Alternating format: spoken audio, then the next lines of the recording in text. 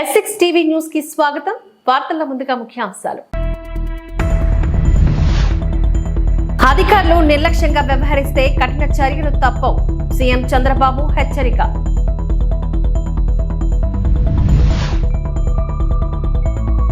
సాధారణ పరిస్థితులు వచ్చే వరకు ప్రభుత్వం అండగా ఉంటుంది. హోంమంత్రి వంగలపూడి అనిత హితవు.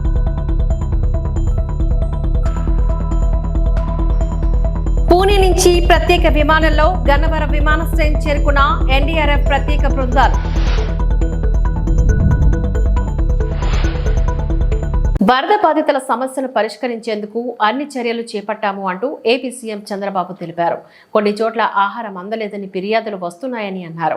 అధికారులు నిర్లక్ష్యంగా వ్యవహరిస్తే సహించేది లేదు అంటూ కఠిన చర్యలు తప్పవని ఆయన హెచ్చరించారు. విజయవాడ కలెక్టరేట్ వద్ద మీడియాతో సీఎం మాట్లాడారు. నగరంలోని డివిజన్ కు ఒక సీనియర్ ఐఏఎస్ ను నియమించామని చెప్పారు.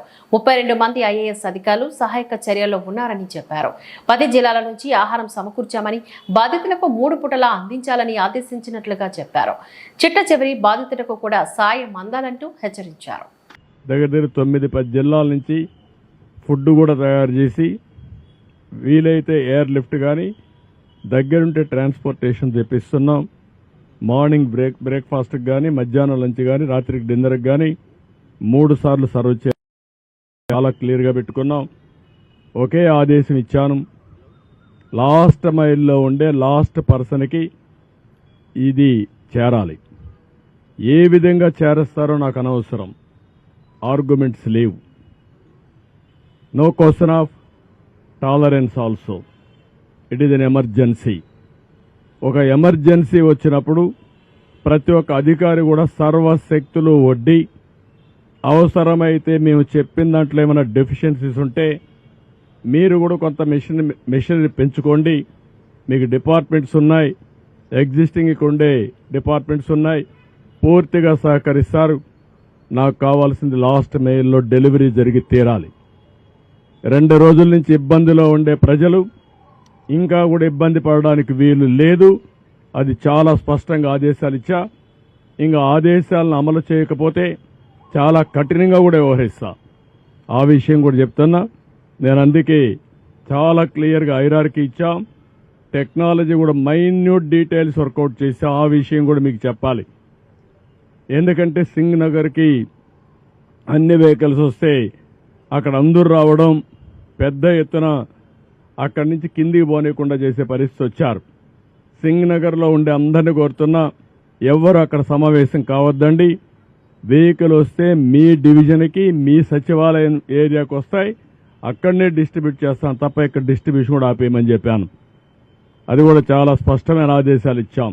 ప్రతి ఒక్క వెహికల్లో ఎవరైతే ఒక అక్టోపస్ కానిస్టేబుల్ని, ఒక గ్రే హౌండ్స్ని, ఏపీఎస్సీ స్టాఫ్ని పెట్టాం డెలివరీ ఇవ్వడానికి. వాళ్ళు తీసుకొస్తారు ఇవన్నీ. ఎక్కడన్నా ఇవన్నీ చేయకపోతే పోలీస్ ఆఫీసర్లు కూడా చాలా క్లియర్గా చెప్తున్న హైరార్కీ కూడా మోస్ట్ డిసిప్లిన్ ఫోర్స్ వచ్చి police. Be discipline. Law and order maintain చేసే బాధ్యత మీది. లా అండ్ ఆర్డర్ మెయింటైన్ చేయకపోతే నష్టం జరిగేది రిమోట్ ఏరియాలో ఉండే పేదవాడికి జరుగుతుంది. నేను చూశాను, వాళ్ళ బాధలు చూశాను. వాళ్ళ బాధలు చూస్తే వన్ననా తిరుతాం. ఒకటి కాదు, ఒక తండ్రి భార్యను వదిలిపెట్టి బిడ్డ బతుకు కోసం సేవ్ చేసుకోవాలని వచ్చాడంటే మనం ఊహించుకోవాలి. అదేవిధంగా ముసలవాళ్ళు, నడవలేని వాళ్ళు నీళ్లలో నడిచొచ్చి బట్టలు లేకుండా వచ్చారంటే వాళ్ళ బాధలు అర్థం చేసుకోవాలి. వర్షాభావ స్థితిగతుల నుంచి సాధారణ పరిస్థితులకు చేరే వరకు ప్రభుత్వం వరద బాధిత కుటుంబాలకు అండగా ఉంటుంది అంటూ రాష్ట్ర హోంమంత్రి వంగలపూడి అనిత వెల్లడించారు. ఆకలి దప్పులకు ఆస్కారం లేకుండా ప్రతి ఒక్కరిని కాపాడుకుంటామని ఆమె స్పష్టం చేశారు. మంగళవారం ఉదయం నుంచే భవానీపురం, లలితానగర్ ప్రాంతాల్లో ముంపు ప్రాంతంలోని ప్రజలకు ఆహార పొట్లాలు, నీరును పంపిణీ చేశారు. మోకాళ్ల లోతు పైన ఇంకా నీరు నిలిచి ఉండటంతో ట్రాక్టర్ పైన ప్రయాణం చేస్తే ఆ కాలనీ వాసులకు ఆహారాన్ని పంచారు. చిన్నారులు, మహిళలు ప్రత్యేక ఇబ్బందికర పరిస్థితులు ఉన్న వారి వివరాలను అడిగి తెలుసుకున్నారు. చంద్రబాబు ముందు చూపు, అనుభవంతో ప్రాణ నష్టం లేకుండా బయటపడగలిగామని అన్నారు. నీరు అధికంగా ఉన్న ప్రాంతాలను గుర్తించి డ్రోన్లు, హెలికాప్టర్ల ద్వారా ఆహారం అందించడం పైన ప్రభుత్వం దృష్టి సారించిందని చెప్పారు.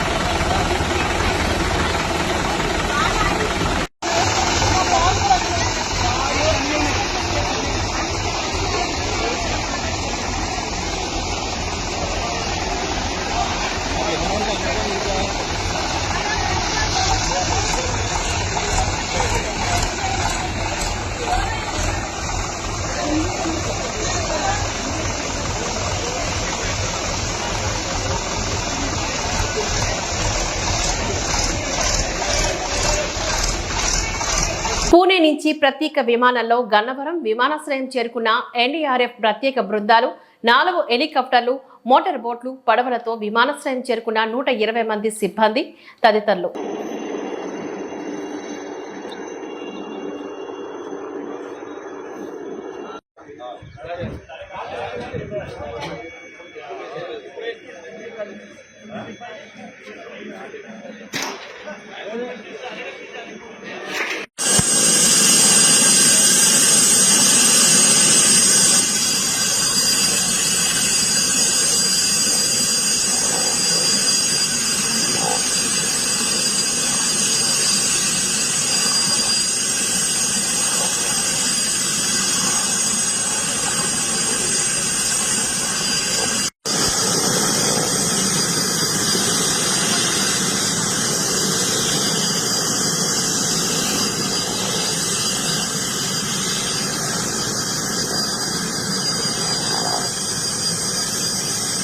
ప్రకాశం బ్యారేజ్ లో బోటు అడ్డుపడిన 69వ గేటుకు మరమ్మతులు చేసేందుకు గేట్ల నిపుణులు కన్నయ్య నాయుడుతో కలిసి మంత్రి నిమ్మల రామానాయుడు పరిశీలించారు.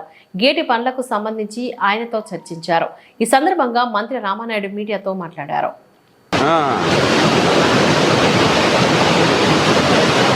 ప్రస్తుతానికి ఇబ్బంది ఏం లేదు కదండి.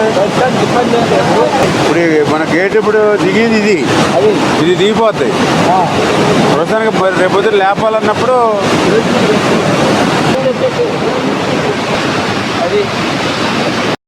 దాన్ని ఇప్పుడు దీని మీద ఉండి కొద్దిగా లైన్ చేస్తే సరిపోతుంది. అది ఇది 2 ఇంకోటి మొత్తం 3 ఉన్నాయి.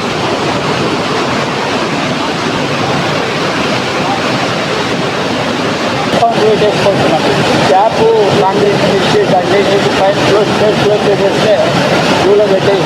అది మరి తర్వాత ఇంకా పర్మనెంట్గా ఇప్పుడు మీరు కోఆర్డినేట్ చేసుకోండి. అప్పుడు ఎల్లుండికి మన గేట్లు ఎక్కించి ఉంటాయి, అది కూడా తగ్గుతుంది. కాబట్టి ఆ పడవలు లాగేసి పని కూడా ఇంక ఎల్లుండి పెట్టుకోవాలండి బయట. ప్రకాశం బ్యారేజీ అంటే ఇది తెలుగు జాతి ప్రజల ఆస్తిది. అందులో కూడా పర్టికులర్గా టంగుటూరి ప్రకాశం పంతులు గారు పేరు పెట్టుకున్నటువంటి బ్యారేజ్ ఇది. లక్షలాది ఎకరాలకు సాగునీరిస్తూ లక్షలాది మంది ప్రజల దాహార్తిని తీర్చేటువంటి బ్యారేజ్ ఇది. అందుచేత ఇటువంటి బ్యారేజీకి నష్టం కలిగించేటువంటి ఏ ఒక్క చిన్న చర్య కూడా మానవుడు అనేవాడు ఎవరు కూడా తీసుకోకూడదు. దేవుడు కూడా అటువంటి పని చేస్తే క్షమించాడు.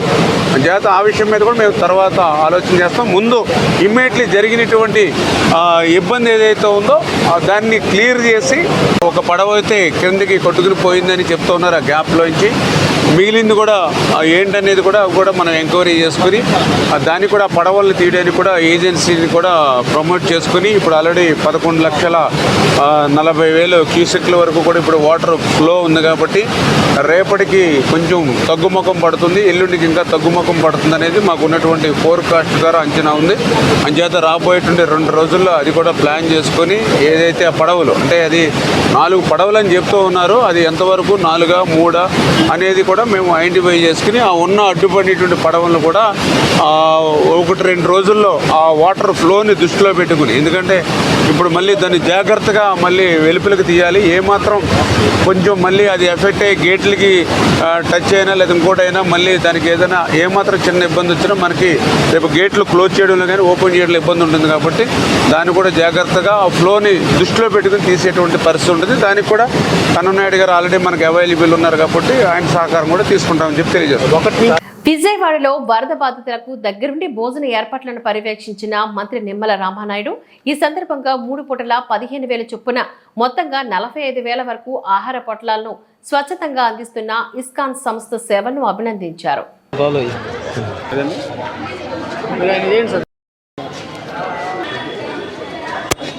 నమస్తే.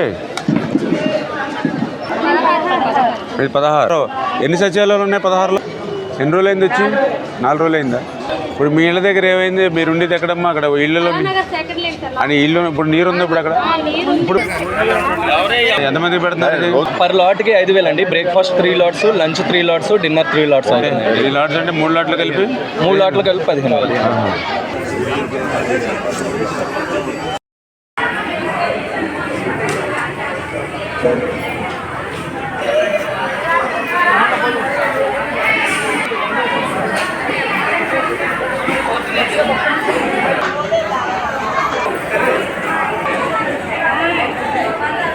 గత 100 సంవత్సరాల చరిత్రలో మరి ప్రకాశం బ్యారేజీకి కృష్ణ 11,40,000 క్యూసెక్కుల నీరు మరి వచ్చినటువంటి పరిస్థితి లేదు. ఇటువంటి సందర్భంలో మరి విజయవాడ పట్టణానికి సంబంధించి ప్రజలు ఎవరైతే మరి ఇబ్బందుల్లో ఉన్నటువంటి స్థితిలో ఇస్కాన్ మరి వాళ్ళు స్వచ్ఛందంగా స్పందించి ఈ యొక్క చంద్రబాబు నాయుడు గారు చేస్తున్నటువంటి కృషి కష్టానికి తమ వంతు తాము కూడా తోడుగా ఉండాలనేటువంటి ఆలోచనతోటి ఈవేళ 3 స్లాట్లు మార్నింగ్ 5 ఒక్కొక్క స్లాట్కి 5,000 టిఫిన్లు అంటే 3 స్లాట్లు అంటే 3/5 15,000 మరి ప్యాకెట్లు ఎవ్రీడే మార్నింగ్ బ్రేక్ఫాస్ట్.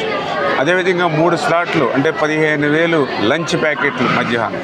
అదేవిధంగా ఈవినింగ్ 3 స్లాట్లు 15,000 డిన్నర్. ఈ రకంగా మరి అవి కూడా ఎవరైతే వాళ్ళ టెంపుల్తో కనెక్టివిటీ ఎవరైతే భక్తులు ఉన్నారో వాళ్ళని అనుసంధానం చేసుకుని ఆ ప్రిపరేషన్ కూడా క్వాలిటీ ఫుడ్ ప్రిపరేషన్ చేసి ఆ సర్వీస్ కూడా మళ్ళీ వీళ్ళే వాలంటీర్స్ని వీళ్ళే అరేంజ్ చేసుకుని వీళ్ళ టెంపుల్స్లో ఎవరైతే భక్తి భావంతో వీళ్ళతో కనెక్టివిటీ ఎవరు ఉంటారో వాళ్ళ ద్వారా మరి డోర్ టు డోర్ ఎవరైతే నీడ్ ఎవరైతే ఉన్నారో ఆ ప్లేస్కి వెళ్ళి చేస్తూ ఉన్నారో. అందుకు ఇస్కాన్ వారికి మన ఆంధ్రప్రదేశ్ రాష్ట్ర ప్రభుత్వం తరపున కూడా మేము కూడా హృదయపూర్వకమైనటువంటి ధన్యవాదాలు తెలియజేస్తాం. 11,30,000 క్యూసెక్కుల వరద ఇప్పుడు కొత్త ఏమీ కాదు. 1903లో 11,90,000 క్యూసెక్కులు వచ్చింది. 2009లో 11,10,000 క్యూసెక్కుల వరద వచ్చింది. మా హయాంలో 11,00,000 క్యూసెక్కుల వరద వచ్చినా ఎప్పుడూ ఇలాంటి పరిస్థితులు జరగలేదు. ముందు నుంచే చర్యలు తీసుకోవడం వల్ల ఇటువంటి పరిస్థితులు రాకుండా చేయగలిగాం. వైఎస్ జగన్ వైఎస్ఆర్సీపీ అధ్యక్షులు వరద బాధిత సహాయక కార్యక్రమంలో పార్టీ నుంచి నేతలు, నాయకులు, కార్యకర్తలంతా పనిచేస్తున్నారు. స్థానిక ప్రజాప్రతినిధులు పాల్గొంటున్నారు. వాళ్ళు చేయగలిగిందన్న సహాయ చర్యలు చేస్తున్నారు. వైఎస్ జగన్ వైఎస్ఆర్సీపీ అధ్యక్షులు. కానీ ప్రభుత్వం అనేది స్పందించాలి, ఆలోచన చేయమని అడుగుతా ఉన్నా. ఈరోజు వస్తా ఉన్నా 11,30,000 క్యూసెక్కుల గురించి ఏదైతే మాట్లాడుతా ఉన్నామో ఈ 11,30,000 క్యూసెక్కులకు సంబంధించి మొదట ఇది రావడం ఇదేం కొత్త ఏమీ కాదు. ఇటువంటిదే 1903లో 11,90,000 క్యూసెక్కులు వచ్చింది. 2009లో కూడా 11,10,000 క్యూసెక్కులు వచ్చింది. మా హయాంలో కూడా 2019, 2020, 2021, 2022లో కూడా ఇలాంటి వరదలే, ఇలాంటి రెయిన్ఫాలే నమోదు కూడా అయింది. కానీ ఇలాంటి రెయిన్ఫాల్ నమోదైనా కూడా మా హయాంలో ఎప్పుడు కూడా ఈ మాదిరిగా 11,00,000 క్యూసెక్కులకు చేరడము, దానివల్ల ప్రజలందరూ అచలాకుతలమైన పరిస్థితులు రావడం ఎప్పుడూ జరగలేదు. 2021లో శ్రీశైలం నుంచి దిగువకు 8 లక్షల క్యూసెక్కులు, శ్రీశైలం దిగువకు 8 లక్షల క్యూసెక్కులు 2021లో కిందికి వదలడం జరిగింది. దిగువ పులిచింతల్లోకి మూసీ నది నుంచి 1,50,000 క్యూసెక్కులు రావడం జరిగింది. మున్నేరు నుంచి ప్రకాశం బ్యారేజీకి 3,50,000 క్యూసెక్కులు చేరినప్పటికీ కూడా ముందు జాగ్రత్తగా Srisailam reservoir, Nagarjuna Sagar reservoir, Pulichintala reservoir వీటి అన్నిటిలో కూడా ముందు నుంచే ఫ్లడ్ వస్తా ఉంది అని తెలిసిన నేపథ్యంలో, వాయుగుండంగా మారుతా ఉందన్న నేపథ్యంలో, ముందు ఇన్ఫర్మేషన్ ఉన్న నేపథ్యంలో శ్రీశైలము, పులిచింతల, నాగార్జున సాగర్ డ్యాములను నీళ్లను తగ్గించి అక్కడ ఫ్లడ్ కుషన్ ఏర్పాటు చేయడం వలన డెవాస్టేషన్ రాకుండా కేవలం 8 లక్షలు 9 లక్షల క్యూసెక్కులు మాత్రమే నీళ్లు కిందికి వెళ్ళిపోయేట్టుగా చర్యలు తీసుకోవడం వల్ల ఇటువంటి పరిస్థితులు రాకుండా గతంలో చేయగలిగాము అన్నది కూడా ప్రతి ఒక్కరూ కూడా గమనించమని కోరుతా ఉన్నా. ఇంతటి మ్యాన్ మేడ్ ఫ్లడ్ ను క్రియేట్ చేసినందుకు చంద్రబాబు నాయుడు మొట్టమొదటిగా ప్రజలకు క్షమాపణ చెప్పాలి. క్షమాపణ చెప్పి కనీసం వీళ్ళకందరికి కనీసం బేసిక్ ఫెసిలిటీస్ లేవు, తినేదానికి తిండి లేదు, తాగేదానికి నీళ్లు లేవు, రిలీఫ్ క్యాంపులు లేవు, రూపాయి డబ్బు ఇవ్వలేదు. వీళ్ళందరూ ఎలా బతకాలని చెప్పి అడుగుతా ఉన్నారు. చంద్రబాబు నాయుడు ఇక్కడికి వచ్చి క్షమాపణ చెప్పి సమాధానం చెప్పాలి. భారీ వర్షాలు, వరదలకు రైతులు నష్టపోకుండా పంట కాలువలు, డ్రైన్ల ఆధునీకరణ పనుల్ని ప్రభుత్వం త్వరలో చేపడుతుందని శాసనమండలి మాజీ చైర్మన్ ఎంఎస్ షరీఫ్ చెప్పారు. పశ్చిమ గోదావరి జిల్లా నరసాపురంలో భారీ వర్షాలకు నీట మునిగిన పంట పొలాలను టీడీపీ ఇన్ఛార్జ్ పోతూరి రామరాజు, కొవ్వని రామ్మోహన్ నాయుడులతో కలిసి ఆయన పరిశీలించారు. జరిగిన నష్టాన్ని రైతులను అడిగి తెలుసుకున్నారు. అనంతరం షరీఫ్ ఈ సందర్భంగా మాట్లాడుతూ వైసీపీ ప్రభుత్వం ఇరిగేషన్ వ్యవస్థను అస్తవ్యస్తం చేసింది అంటూ మండిపడ్డారు. 5 ఏళ్ల కాలంలో కనీసం పంట కాలువల్లో పూడిక పనులతో పాటుగా లాగుల గ్రీజ్ కూడా పెట్టలేదని, ఈ కారణంగా కొద్దిపాటి వర్షం కురిస్తే చాలు లోతట్టి ప్రాంతాలు ముంపు బారిన పడుతున్నాయని వాపోయారు. ఈ సమస్యను ముఖ్యమంత్రి దృష్టికి తీసుకువెళ్లి త్వరలోనే పనులు జరిగేలా కృషి చేస్తానని అన్నారు. పొలాలు పండించుకోవడానికి అవకాశం ఉన్న మరి పంట కాలువ కానీ, మురుగు తీసే మురుగు కాలువలు కానీ ఎప్పటికప్పుడు ఆధునీకరించుకోవాల్సిన ఆవశ్యకత ఉంది. గత వైఎస్ఆర్సీపీ ప్రభుత్వ హయాంలో దీని మీద దృష్టి సారించకపోవటం వలన ఈరోజు వర్షాలు అధికంగా పడినప్పుడు కొన్ని ఆక్రమణలకు కూడా గురై ఉండటం మూలంగా ఆ నీరు ఏదైతే వర్షపు నీరు పై నుండి వచ్చే పంట పొలాల్లో నీళ్లు మరి పొలాల్లో ఉండిపోయి పంట పండించడానికి అవకాశం లేకుండా ఉంది. ఈరోజు నరసాపురం మండలంలో 9,000 పైచిలుకు పొలాలు ఉన్నాయి, పంట పొలాలు ఉన్నాయి. అందులో ఈసారి కేవలం 2,600 ఎకరాలు మాత్రమే ఈరోజు ఊడ్చారు, వరి చేనులకు ఊడ్చారు. దానికోసం ఏదైతే ఒకసారి చూసుకుంటే ఈ నారుమళ్ళు అయితే 9,000 ఎకరాల్లో పైబడి వేసి ఉంటారు, ఇంచుమించుగా వేసి ఉంటారు. కొన్ని మిగిలిపోతాయి, ఎందుకులే అనవసరని వేసి ఉండకపోవచ్చు. కానీ నారుమళ్ళు వేసింది ఎక్కువగా ఉంది, 2,000 కంటే ఎక్కువ ఉన్నారు. 2,000 కంటే 3,000, 4,000 ఎకరాలు ఉండొచ్చు. అయితే ఊడ్చిన వాళ్ళ మట్టుకు 2,600 ఎకరాలు ఉంటాయి. దీంట్లో సుమారుగా 900 ఎకరాలు ఈరోజు పూర్తిగా ముంపుకు గురైనవి. ఈరోజు ఏదైతే పంట పొలాలు ఊడ్చారో ఈ వర్షపు నీళ్లు బిగపట్టేసి ఈరోజు ఆ ఊడ్చిన పొలాల యొక్క వరి కంకెలు బాగా దెబ్బతిన్నాయి, కుళ్ళిపోయినాయి. అంటే 50%, 60% దిగుబడి తగ్గిపోయే ప్రమాదం ఉంది. అంటే ఊడ్చిన దానికి ఖర్చులు కూడా వచ్చే పరిస్థితి లేదు. దీనికి కారణం ఈ డ్రైన్ ఆధునీకరించకపోవటం అనేది ప్రధాన కారణం రైతులు చెప్తున్నారు. పంట పొలం కొంత మెరుగ్గా ఉన్నప్పటికీ, పంట కాలం కొంత మెరుగ్గా ఉన్నప్పటికీ మురుగు కాలువలు ఆక్రమణకు గురైనాయి. కాబట్టి నీళ్లు లాగట్లేదు, బిగపెట్టేస్తుంది. కాబట్టి దీన్ని ఈ మురుగు కాలువల్ని ఆధునీకరించాలి. గతంలో తెలుగుదేశం పార్టీ హయాంలో, ప్రభుత్వ హయాంలోనే ఈ ఆధునీకరించారు. ఇప్పుడు ఈ 5 సంవత్సరాల్లో ఈ పంట మురుగు కాలువలు మరి ఆధునీకరించకపోవటం వల్ల, మరమ్మతులు చేయకపోవటం వల్ల, ఏదైతే ఆక్రమణలు ఉన్నాయో ఆక్రమణలు తొలగించకపోవటం వల్ల ఈ రకమైన పరిస్థితి, ముంపుకు గురయ్యే పరిస్థితి వచ్చింది. అంటే 9,000 ఎకరాల్లో పెట్టుబడి పెట్టి ఆకుమడేసి మరి అనవసరంగా ఊడ్చి నష్టపోయేదానికంటే అసలు ఊడ్చకుండా ఉంటే బెటర్గా మంచిది కదా అని చెప్పి సగం పొలాలు ఊడ్చకుండా వదిలేసిన విషయం కూడా ఈరోజు రైతులు ఆ రకంగా కూడా. చెన్నైలోని విద్యార్థుల ఇళ్లలో 1000 మంది పోలీసుల సోదాలు 500 గ్రాముల గంజాయిని స్వాధీనం చేసుకున్నారు.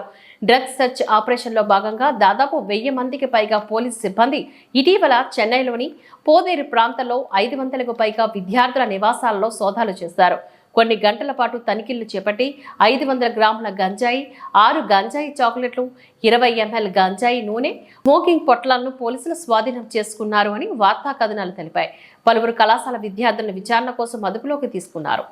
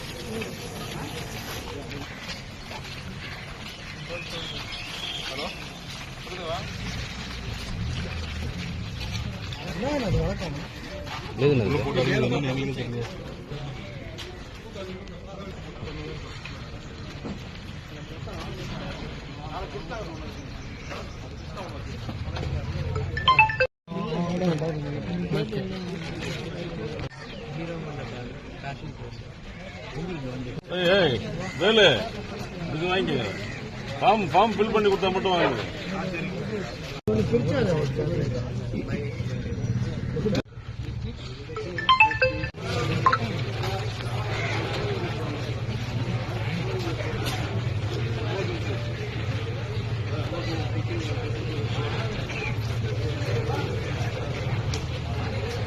విజయవాడలోని సింగ్ నగర్లో ఆర్తనాదాలు వినిపిస్తున్నాయి.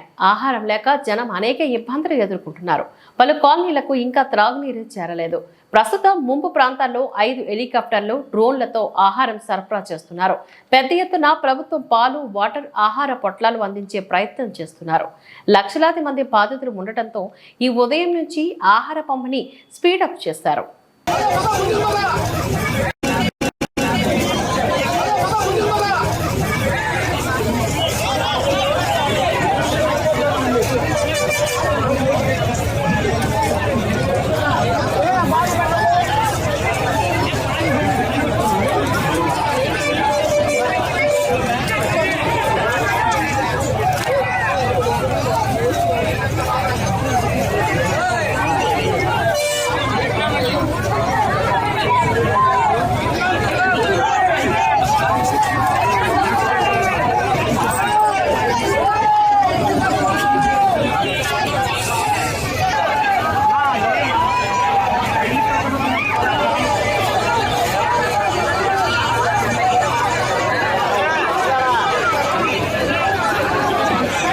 పర్యావరణ హితంగా జీవించుదాం, మట్టితో చేసిన గణపతిని పూజిద్దాం అంటూ గ్రీన్ క్లైమేట్ టీమ్ ఎన్జీఓ వ్యవస్థాపక కార్యదర్శి జేవీ రత్నం మంగళవారం ఉదయం ఆల్బర్టస్ ఎడ్యుకేషనల్ కాంప్లెక్స్ లోని ఎన్విపిలా కాలేజ్ సిమ్స్ సిఎంటి విద్యా సంస్థలో మట్టి వినాయక ప్రతిమలు తయారు చేసిన అనంతరం ఆయన ఈ సందర్భంగా మాట్లాడారు.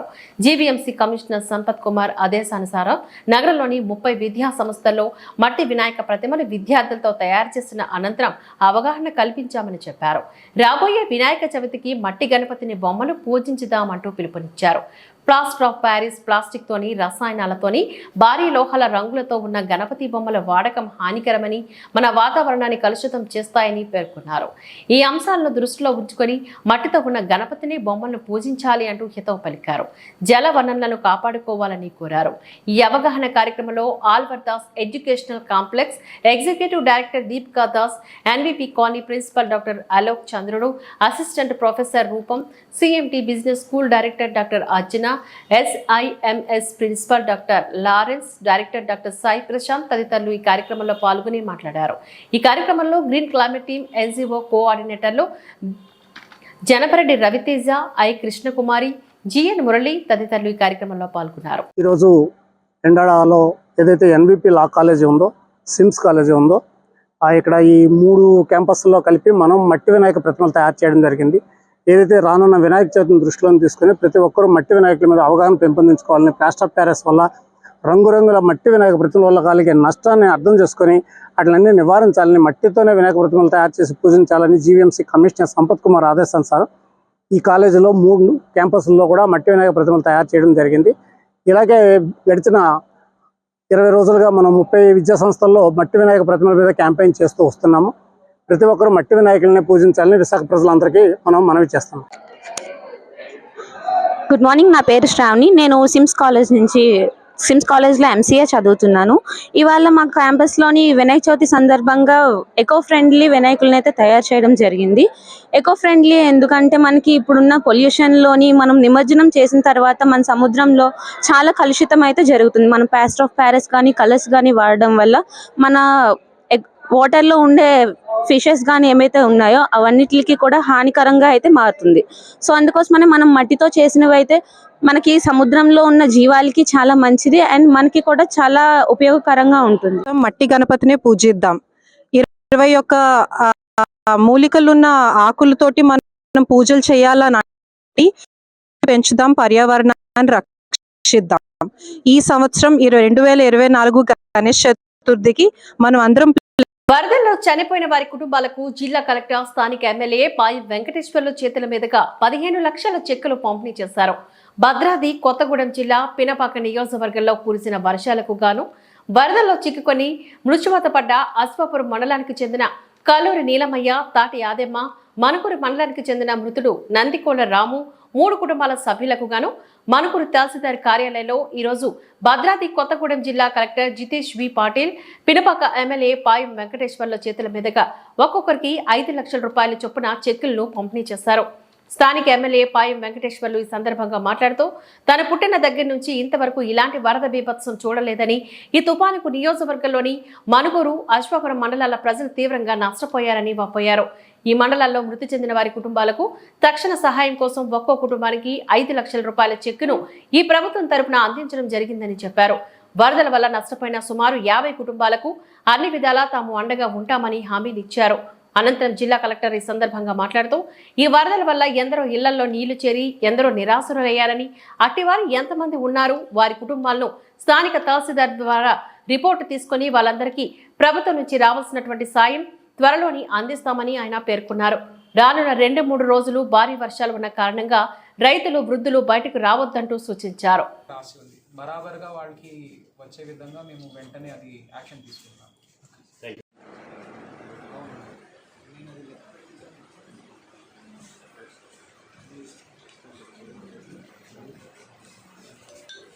నమస్కారం.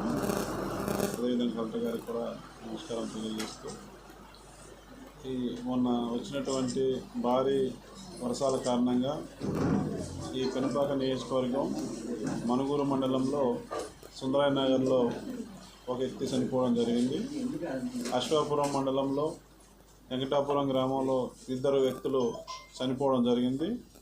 ఆ కుటుంబాలకు సంబంధించి రాష్ట్ర ప్రభుత్వం మరి గతంలో ఏదైతే జీవో నెంబర్ 2 ప్రకారం 4 లక్షలే ఉండేది, దాన్ని ఇవాళ మన గౌరవ ముఖ్యమంత్రి రేవంత్ రెడ్డి గారు మరి 1 లక్ష రూపాయలు పెంచుతూ 4 లక్షలను 5 లక్షలు చేస్తూ మరి ఇవాళ చనిపోయిన కుటుంబానికి 5 లక్షలు నష్టపరిహారం ఇవ్వమని చెప్పేసి ఆదేశాలు ఇవ్వగానే కలెక్టర్ గారు కూడా మరి ఫోన్లో మాట్లాడి మరి ఇప్పుడు మొండికుంటలో కూడా 2 చనిపోయినారు. వాళ్ళకు కూడా 5 లక్షల చెక్కులు పంపిణీ చేసి ఈ మనుగూరు రావడం జరిగింది. ఇక్కడ కూడా మనకు ఈ వరదల్లో ఒకరు చనిపోయినారు.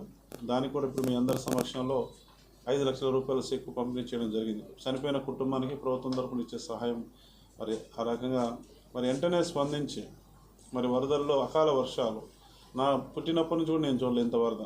మరి వాళ్ళ ప్రకృతి కోపంతో మరి వాళ్ళ ప్రళయంలాగా మన మనుగూరు పట్టణం మీద మన పెనుపాక్షాపురంలో పడ్డం అనేది బాధాకరమైనప్పటికీ, చనిపోయింది కూడా బాధాకరం మనందరికీ.